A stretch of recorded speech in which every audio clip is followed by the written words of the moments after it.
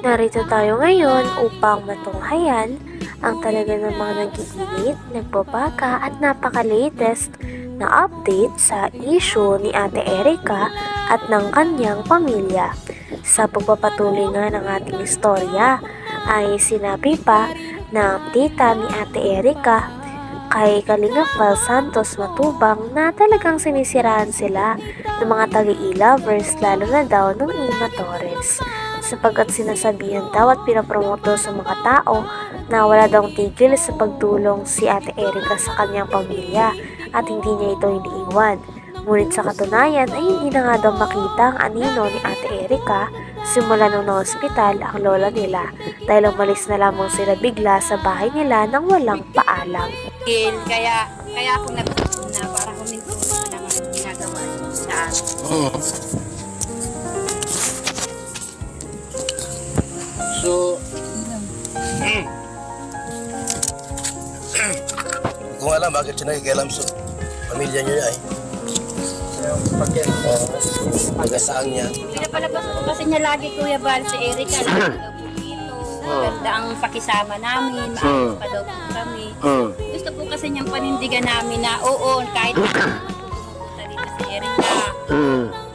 Nagbibigay daw po sa amin ng sustento si Erica. Gusto po nila. Hindi naman. Hindi naman. Nasa totoo lang naman po kami ako. Kaya po ako nagsasalita ng ganito.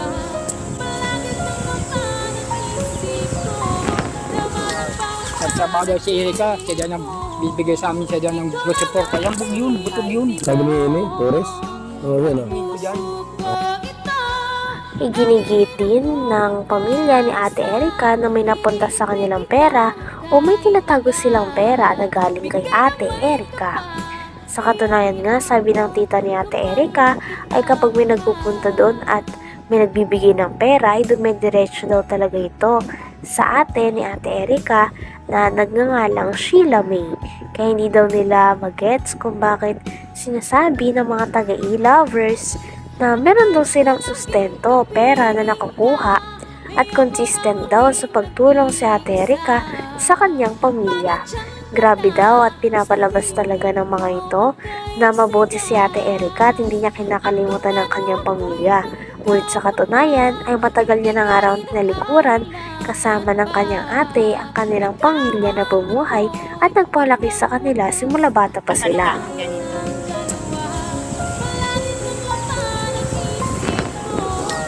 Nagtrabaho daw si Erica, siya daw nang bibigay sa amin, siya daw ng good support. Kaya butog yun. Sabi ni Amy, Torres? Oo, yun o. Need ko dyan. Hindi naman. Wala. Nagtrabaho lang para sa kanila at sa kanya lang.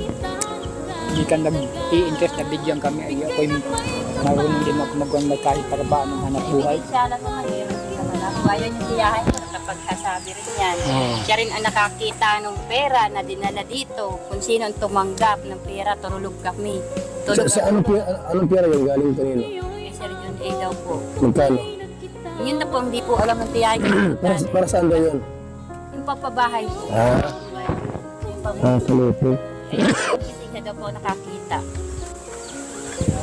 Habang doon yung mga kabutugan ng Rapanis. Samahan nilang yan. Pasok siya ng hindi niya na. Isa pa sa mga hinaing nito ay ang mga pera daw at mga pinamimigay na dapat sana ay para sa buong pamilya ay inaangkin daw ni Ate Erica at ng kanyang ate pati ng asawa ng kanyang ate.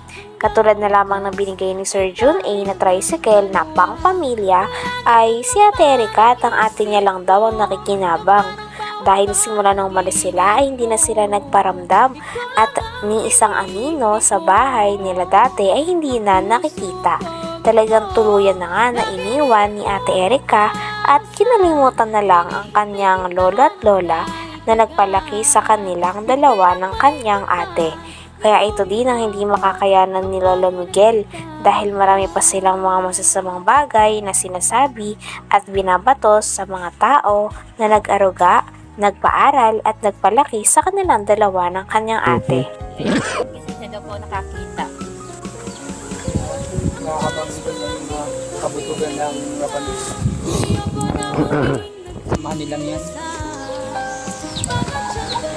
Pasok siya ng hindi niya naiintindihan ang buhay ng may buhay. Nakikialam sila.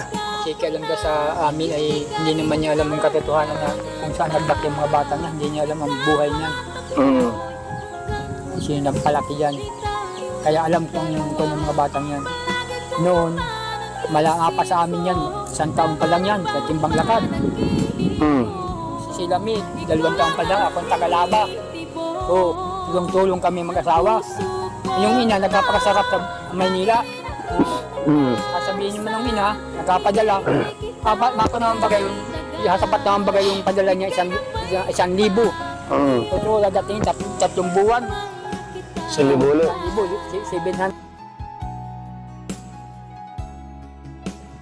Pinaparatangan din si Lolo Miguel na siya daw ang kumukuha ng pera dahil siya daw ang inuutusan o pinapakausapan na bumili ng mga gamit sa loob ng bahay na pinagawa ni Sir Jun A para kay Ate Erica sa kanyang pamilya. Ngunit kiit naman ni Lolo Miguel ay wala naman daw napupunta sa kanya sapagkat pinapabili lang daw siya, at kapag pinabili daw siya ng gamit ay binibili niya naman daw talaga ng walang labis at walang kulang. Talagang ang source ng pera ay nanggagaling kay Sheila May na ate ni Ate Erica dahil sa kanya daw nagpapadala at siya ang kumakausap kay Sir Jun A. Sabi pa nga ni Kalingap Val Santos Matubang ay may tuturing talaga na parang buhay prinsesa si Sheila May dahil may hindi naman mga niya alam ang taga-utos katotohanan ito. na kung saan naglaki yung mga bata niya, hindi niya alam ang buhay niyan. Kasi nagpalaki yan. Kaya alam kong yung mga batang yan. Noon, malanga pa sa amin yan. 1 taon pa lang yan, sa timbang lakad. Si Lamid, 2 taon pa lang, akong tagalaba. Tulong-tulong kami mag-asawa. Yung ina, nagkapakasarap sa Maynila. Sabihin niyo man ng ina, nagkapadala. Mako naman bagay yung, sapat naman bagay yung padala niya 1,000. Pero dadating 3 buwan. 1,000 ulit. 700, 500. Isipin daw po ninyo kung makakasapat naman yun. Yung hirap po, nandoon na. Naroon na. Pagkain ng mga bata, baon, katid sundo. Hindi na naisip, tapos papasok kayo ng gayon, hindi mo niya ka ano-ano yun. Wala siyang alam sa mga batang yun. Kaya yung imituris niya, butog yan. Napasok yan sa gayon mga sikat, hindi mo niya alam. Ba't nakikialam siya sa pamilya?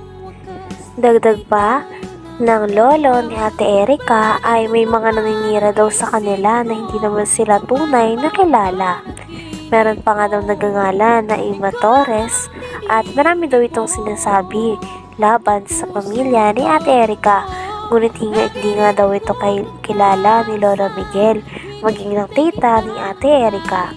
Talagang hindi nga daw nila ito kilala at wala naman daw silang pakialam sa buhay ng mga ito.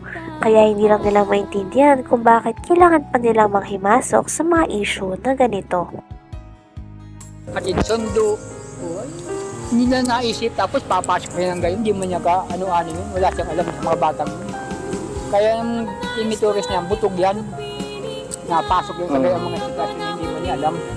Ba't nakikialam siya sa pamilya niyo? Yun nga po ang hindi ko alam. Baka kung pamangkin niya. Alam ang buhay ng magkapatid. Yung pamilya sa social media, pwedeng idemanda natin yun. Ay, kung po, hindi pwede yun. Ano? Po. Magkatato. Kasi kayo ang idemanda, wala makang ginawang kasalanan. Wala akong kasalanan dyan. Bakit? Kayo ang sinisiraan. Yung paparatang ng kung ano-anong mga kasinungalingan niya, hindi ko man... Yung pira niya, wala man akong hinawakan ko yan, pero ibinili ko talaga ang utos nila. Nagpirma ko sa... Ako napirma doon sa hardware. Ako resibo mo ano. May mga resibo yun. Meron po yun. Hanggang dito na lamang muna ang ating napakainit, nagtitrending at talaga namang mas nakakaintriga na issue ni Ate Erica. Maraming salamat sa inyong panonood. Hanggang sa muli. Bye!